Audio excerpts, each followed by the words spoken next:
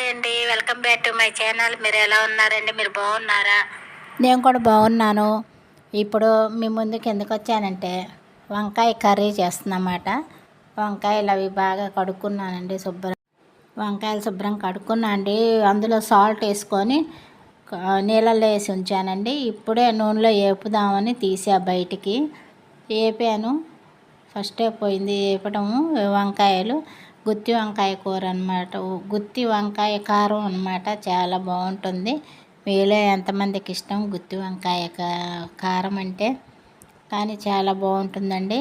ఆ కారంలో నేను ఎల్లిపాయ కారంలోనే ఎండు కొబ్బరి, మళ్ళీ పుట్నాల పప్పు అవి వేసి మిక్సీ పట్టి వంకాయ లేపిన తర్వాత కాయల్లో ఆ కారం అంతా పెడతానంటే కాయల్లో పెట్టేస్తా. నా వీడియో కనుక మీకు నచ్చితే లైక్ చేయండి, సబ్స్క్రైబ్ మాత్రం తప్పకుండా చేయండి. పాత వాళ్ళైతే లైక్ చేయండి, కొత్త వాళ్ళైతే సబ్స్క్రైబ్ చేసుకోండి.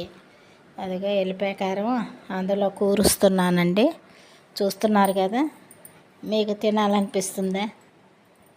ఎలా అనిపిస్తుందో మీకు కామెంట్ బాక్స్ చెప్పండి. మీలో ఎంతమందికి గుత్తి వంకాయ కారం అంటే ఇష్టమో కామెంట్ బాక్స్లో చెప్పండి.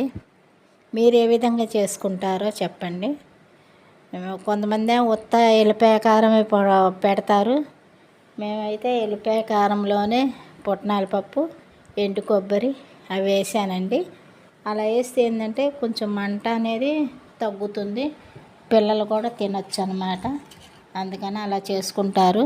మీరు ఎలా చేస్తారు ఒకసారి కామెంట్ బాక్స్లో పెట్టండి. ఇలా ఒకసారి కూడా ట్రై చేసి చూడండి, చాలా బాగుంటుంది.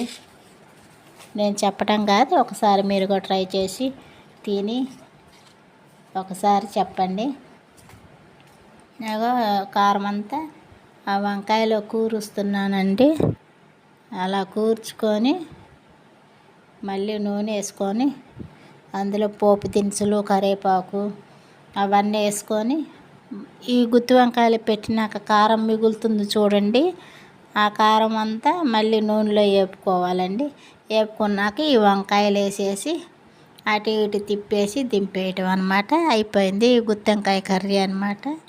అదే గుత్తి వంకాయ కారం అనమాట, ఎల్లిపాయ కారం. అదిగో అవన్నీ పెట్టేసానండి అట్లాగా వంకాయలోకి.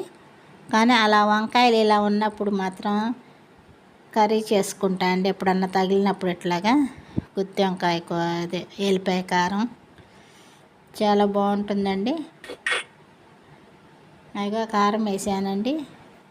కారం వేసి తిప్పేస్తున్నాను అనమాట. చాలా బాగుంటుందండి ఈ కర్రీ అయితే. మీలో ఎంతమందికి ఇష్టమో కామెంట్ బాక్స్లో పెట్టండి. అయిపోయిందండి.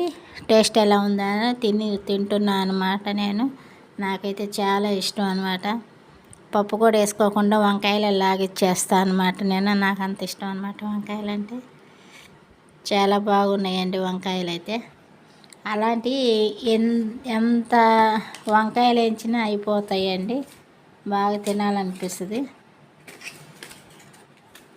తిన్నానండి, అంతా బాగా కరెక్ట్గా సరిపోయింది.